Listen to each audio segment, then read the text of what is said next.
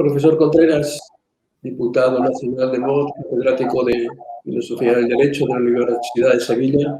Muchas gracias por atendernos hoy, por aclararnos algunas cosas que están pasando en España. Bienvenido. Pues nada, gracias por la invitación, encantado de estar aquí. Si le parece, empezamos por casi lo último. Yo cada vez tengo la sensación más de que los nacionalistas catalanes se parecen cada vez más a Milosevic, ¿no? Me pregunto cuánto tardará el PSOE en pedirnos que los españoles nos arrodillemos delante de los catalanes, Black Lives Matter, para pedirles perdón por las cosas que les hemos hecho a los catalanes, ¿no? A los nacionalistas catalanes. ¿Cuánto tardarán en exigirnos que pidamos perdón? Sí, bueno, de algún modo ya les estamos pidiendo perdón, en el sentido de que se les toleran una serie de cosas, se tolera una excepcionalidad democrática o antidemocrática en Cataluña que resulta inexplicable si no es desde un paisaje mental de fondo según el cual a Cataluña se le debería algo, ¿no? Habría algunas ofensas pasadas que reparar. En ese sentido, la visión falsificada de la historia que se enseña en las escuelas catalanas, de algún modo es compartida por el conjunto de España. No afecta solo a los catalanes, al menos por la izquierda española, ¿no? Se considera que España está en deuda con ellos y, por tanto, hay que permitirles el estado de excepción en que se vive, de excepcionalidad constitucional en que se vive en Cataluña desde hace décadas, donde no rige ni la libertad de expresión, ni la libertad de enseñanza, ni el principio constitucional de, por ejemplo, que la lengua castellana, todo español tiene el deber de conocer y el derecho a utilizar la lengua castellana, y no solo en la intimidad de sus casas, también, por ejemplo, en sus relaciones con la administración o en el aula escolar, ¿no? Se les permite tanto porque de algún modo existe en el subconsciente la noción de que los catalanes fueron víctimas, no se sabe muy bien de qué, y que el resto de españoles estamos en deuda con ellos. Sánchez dice que él tiene una alternativa para Cataluña y la ha puesto en marcha a base de procesos sucesivos de rendición. ¿Qué alternativa para Cataluña tiene Vox? Bueno, la alternativa de Vox para Cataluña es una que nunca ha sido aplicada en 40 años de democracia, y es simplemente la aplicación de la ley y la Constitución. Como decía hace un momento, Cataluña vive en una situación de excepcionalidad antidemocrática pues prácticamente desde que se estrenó la autonomía.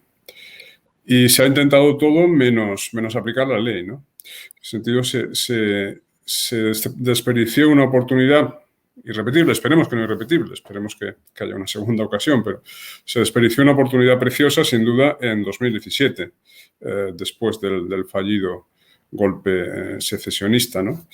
Y aquí comparten responsabilidad pues todos los partidos del arco parlamentario, que fueron los que consensuaron una aplicación muy soft del artículo 155, un 155 interruptus, que se utilizó solo para convocar nuevas elecciones, mes y pico después, nuevas elecciones en las que, por supuesto, los separatistas volvieron a ganar. Digo, por supuesto, porque ¿qué otra cosa podría ocurrir después de 4 décadas de martilleo propagandístico por tierra, mar y aire, ¿no?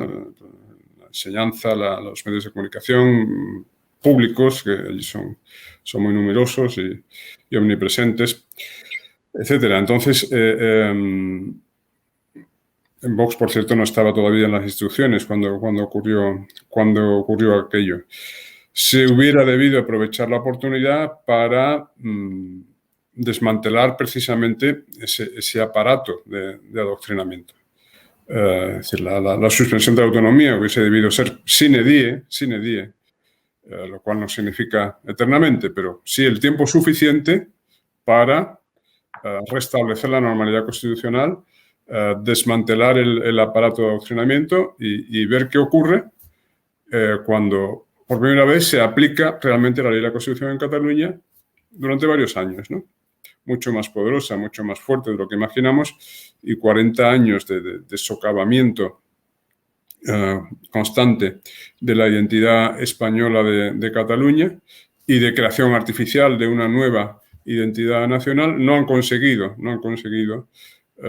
suscitar unanimidad, ¿no? Todavía resiste media Cataluña. Es un dato esperanzador y quiero poner en relación con lo que decía antes. ¿Y si probáramos a aplicar de verdad la ley y la Constitución por primera vez? ¿Y si probáramos a derogar toda la normativa sobre inmersión lingüística, por ejemplo? A revisar los textos escolares para que dejen de falsificar la historia e inculcar el odio a España, a desmantelar esos medios de comunicación públicos catalanes que no son más que altavoces del agitprop separatista. Nosotros pensamos que Cataluña es recuperable, pero claro, hay que mostrar decisión, mostrar músculo político y moral y estar dispuesto a decir, ahora nos toca a nosotros, vamos a ver lo que somos capaces de conseguir. Si le parece, hablamos un poquito de esta especie de carrera en la que estamos por ver quién es más bobo o quién saca más cuartos al Estado. Me refiero a cosas como que el Festival de Cine de San Sebastián decidió que no hay que otorgar premio a mejor actor y mejor actriz porque eso es segregador. Hablamos un poquito de ideología de género, si te parece. Una ideología que en realidad nos parece basura que ideología, ¿verdad? Sí, por supuesto. Pero, vamos a ver, con esto de la ideología de género corremos el riesgo de, como está llegando a extremos tan grotescos e incluso tan risibles, pues corremos el riesgo de infravalorar su relevancia y el daño que puede hacer y ya está haciendo, ¿no? Es decir, por poner algunos ejemplos, en el mundo sanitario anglosajón ya se está empezando a dejar de utilizar los términos de hombre y mujer y se sustituyen por otros como personas con útero, personas menstruantes, personas embarazadas, etcétera.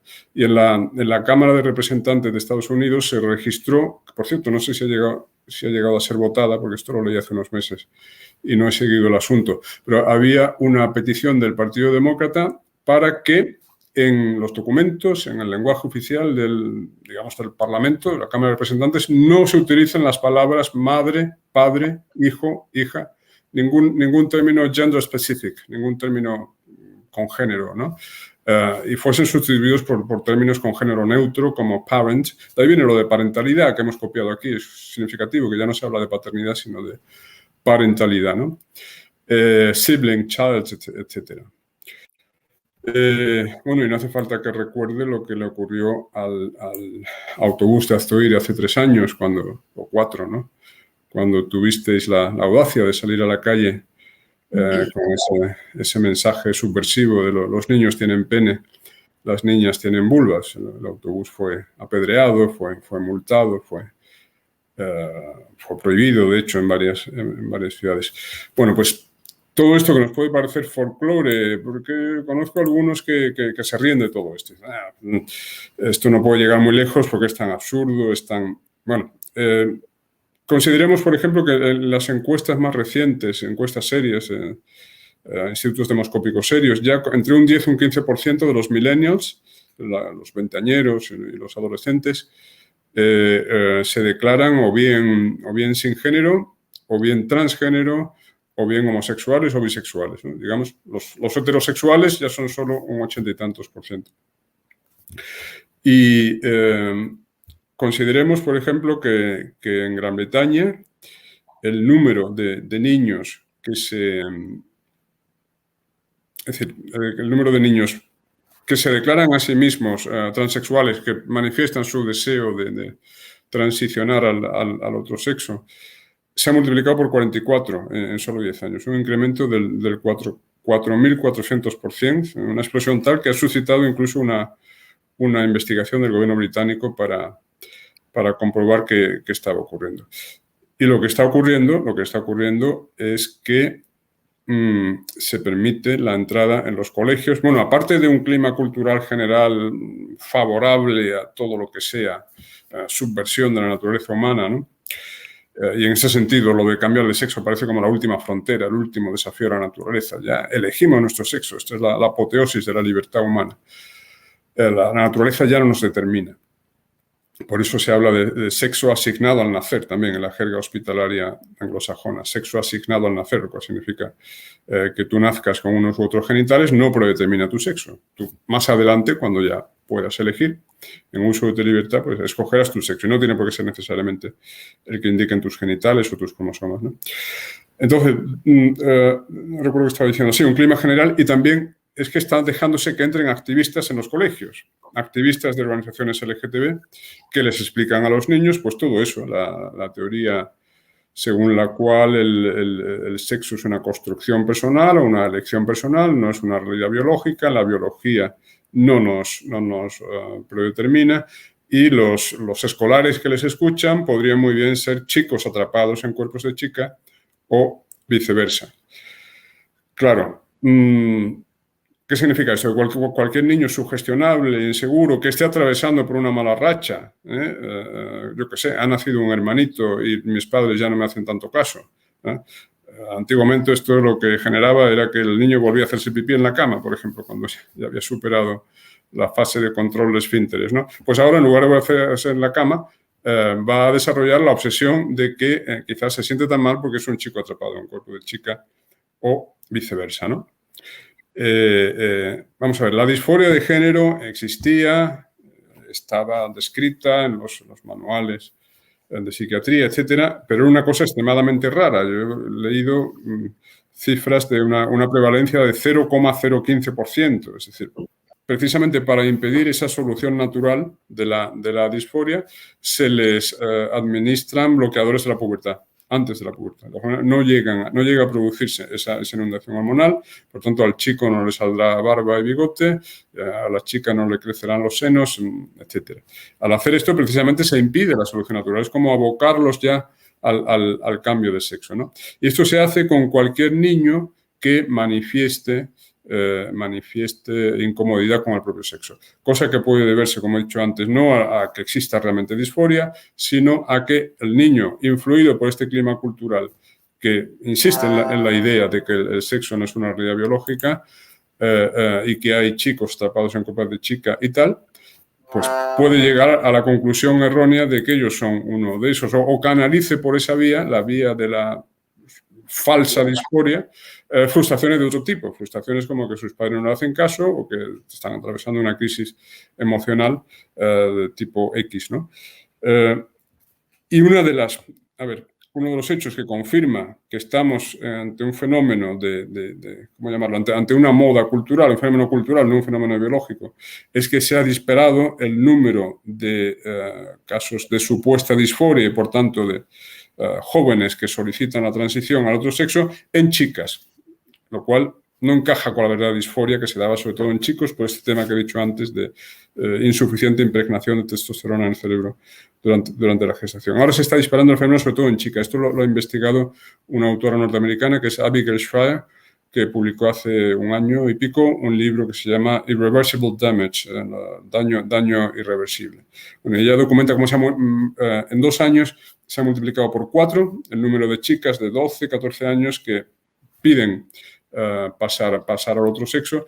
Y lo más escandaloso, lo más trágico es cómo reacciona la sociedad frente a esto. La sociedad reacciona dándoles la razón, aceptando su autodiagnóstico, cosa que no ocurre con ninguna otra patología. O sea, yo no puedo ir al médico y decirle, doctor, creo que tengo cáncer, fírmeme ahí que tengo cáncer, ¿no? No se acepta mi autodiagnóstico, es que prevalece el diagnóstico del profesional. Bueno, esto de la disforia de género es la única enfermedad del mundo en la que se acepta, sin más preguntas, el autodiagnóstico de un chico, una chica de 12, 14 años, ¿no?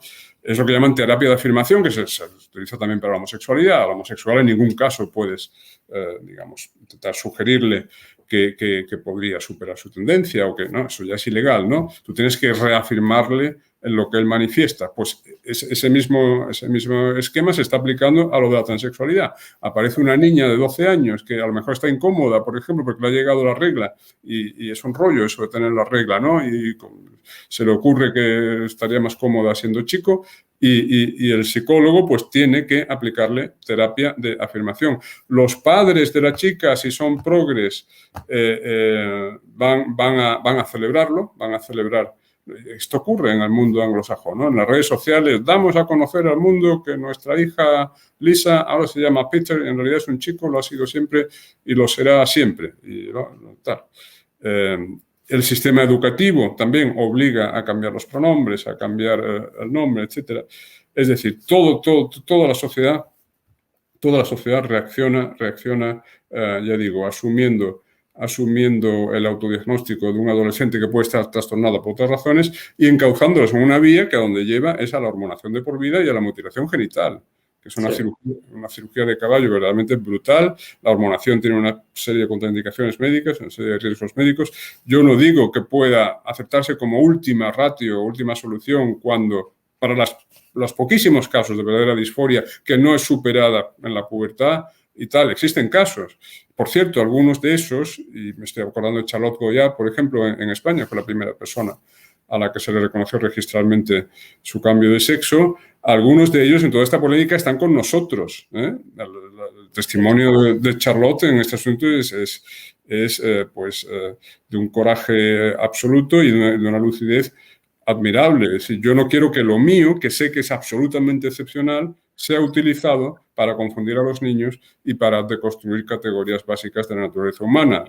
Yo no soy representativa, lo mío es totalmente excepcional. En mi caso, me ha servido, para conseguir cierto bienestar psicológico, me ha servido la terapia de cambio de sexo, pero no, esto lo tienen que decidir personas adultas cuando ya se hayan descartado todas las soluciones naturales y en ningún caso se puede permitir que niños de 12, 14 años se adentren en esta vía. Y es lo que estamos haciendo y lo que vamos a hacer ahora con la nueva ley trans, lo que ya se está haciendo en otros países y es verdaderamente un sendero de destrucción.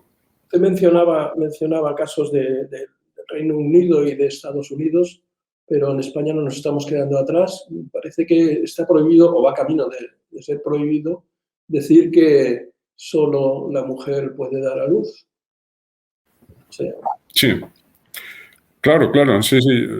Bueno, y me ocurrió a mí también hace cosa de un mes, ¿no? Que recibí una sanción en Twitter, cierre temporal de la cuenta, por decir que un hombre no puede estar embarazado.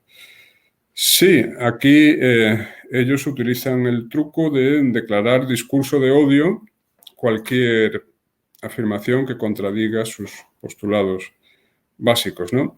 Eso, por supuesto, es el fin del libre debate, de la libertad de expresión y de todo lo que ha permitido el progreso cognoscitivo durante siglos. Ellos tienen la sartén por el mango y declaran odio o incitación al odio las tesis de cualquiera que les lleve a la contraria. En este caso, afirmar que una mujer no, al contrario, que un hombre no pueda dar a luz, por lo visto es incitar al odio a los transexuales. ¿A usted decir estas cosas en el Congreso de los Diputados le ha costado que le organicen campañas francamente agresivas? Sí, bueno, sí, yo he sufrido ya varias campañas, pero lo de el hombre que no puede dar a luz fue en redes sociales, no fue en el Congreso de los Diputados, porque yo no pertenezco a las comisiones de derechos sociales y tal, donde se tratan estos asuntos, ¿no?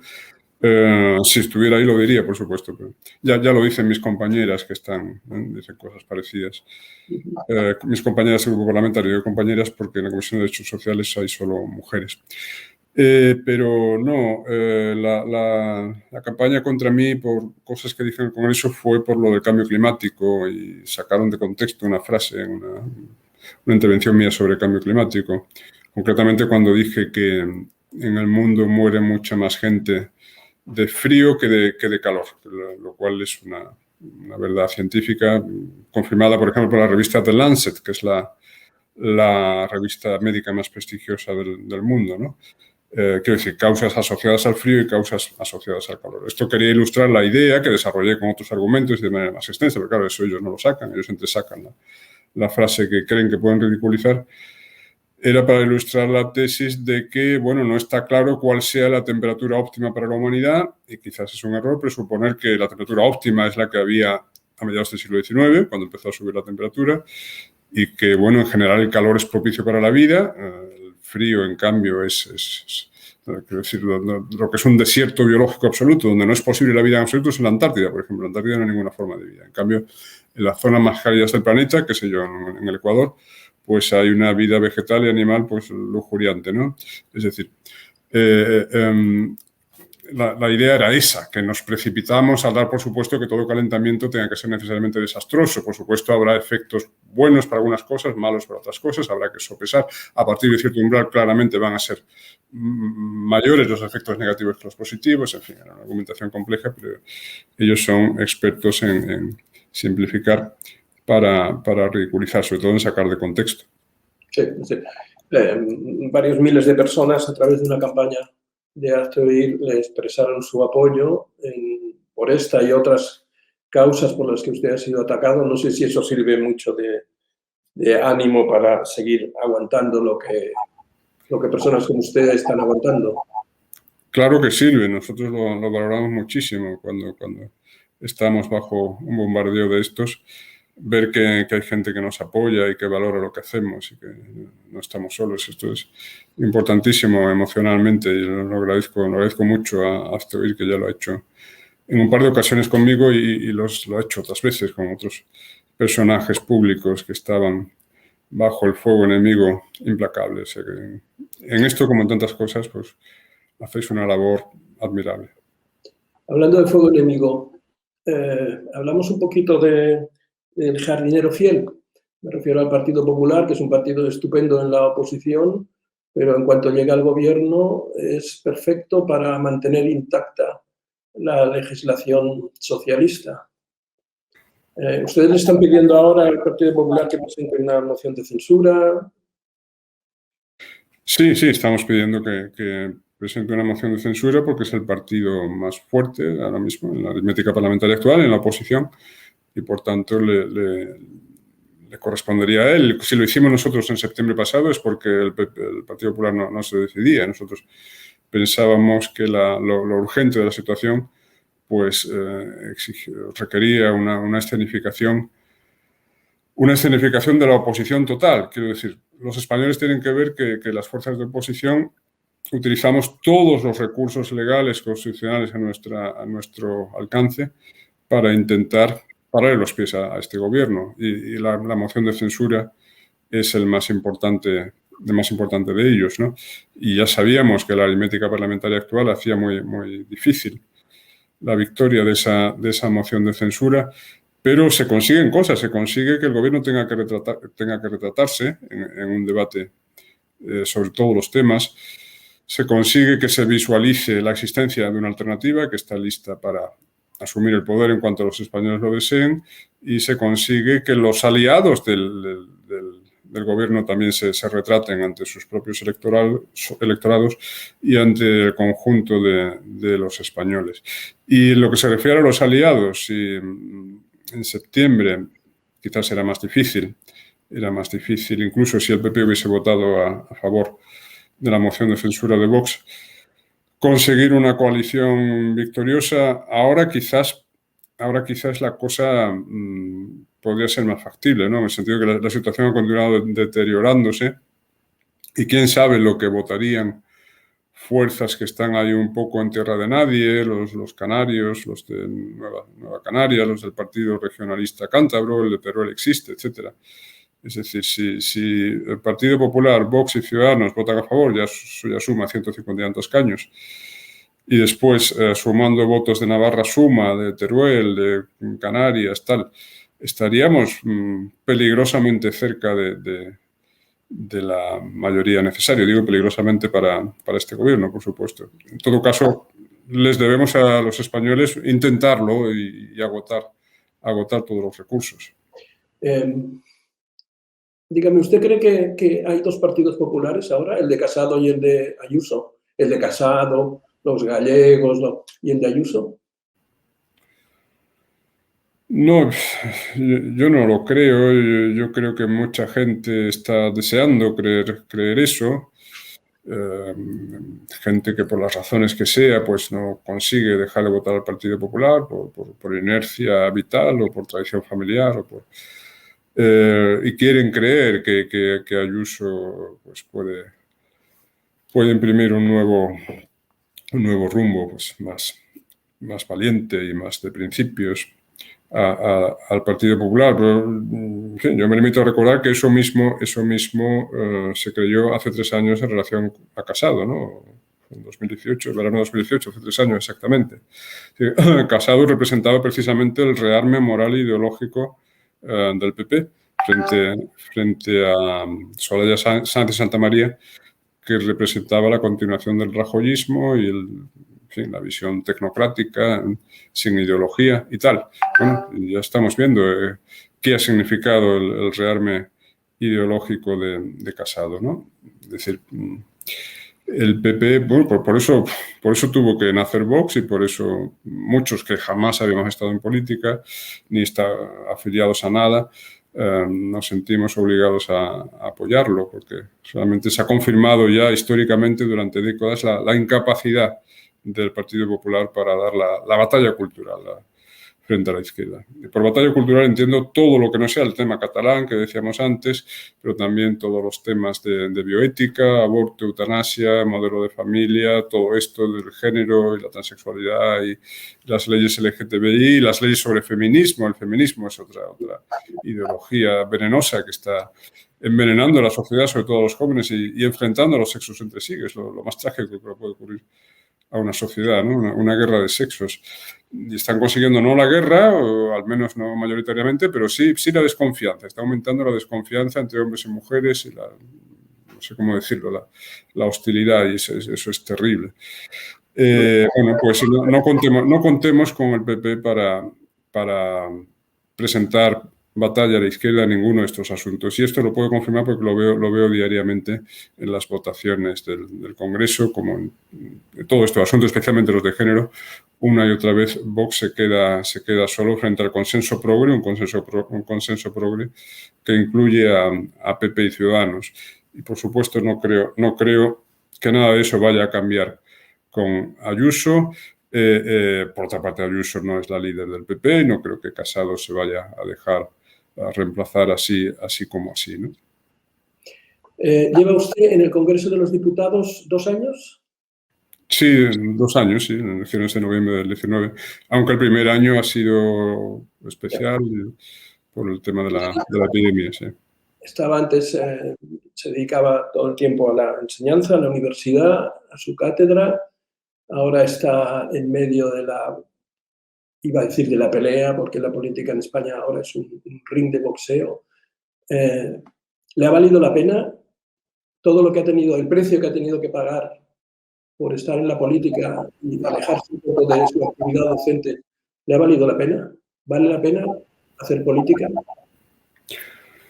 Sí, vale la pena, sobre todo, vamos a ver, no quiero dármelas de abnegado ni nada de eso. Hay gente mucho más abnegada que yo y que hace medio de los sacrificios. Los sacrificios que yo he tenido que hacer son mínimos. Pero yo digo, lo importante no es si a uno le vale la pena, lo importante es si es necesario o no y si es útil o no. Por supuesto, creo que sí lo es, si no estaría aquí, ¿no? Es decir, yo creo que en esa batalla cultural de la que hablábamos antes se juega el porvenir de la sociedad, se juega el futuro de España, y no lo digo de manera grandilocuente, exagerada, es que creo que es así. Estamos al borde del abismo en varios sentidos, abismo demográfico, por ejemplo, ¿no? Un tema del que me gusta siempre hablar y del que, por cierto, no hablan los demás partidos. No hay recambio generacional, vamos a ser un país de viejos y un país de viejos es insostenible y va hacia la extinción. Bueno, pues hay que estar ahí en la trinchera cuando por fin ha surgido una fuerza política dispuesta a decir la verdad. Al final es eso, ¿no? Atreverse a decir la verdad en todos estos asuntos. Y bueno, mientras consideren valiosa mi contribución, pues yo estaré poniendo mi granito de arena. Por supuesto, somos muchos y otros hacen mucho más que yo, pero yo intento hacerlo lo mejor que puedo. Profesor Contreras, diputado Contreras, yo le agradezco profundamente que usted se dedique a la política y estoy seguro de que muchas de las personas que ven este vídeo, esta entrevista, también se lo agradecen, aunque no se lo puedan expresar directamente. Y también le agradezco que haya compartido con nosotros este ratito. Muchas gracias. Gracias a vosotros y a vuestra disposición cuando queráis.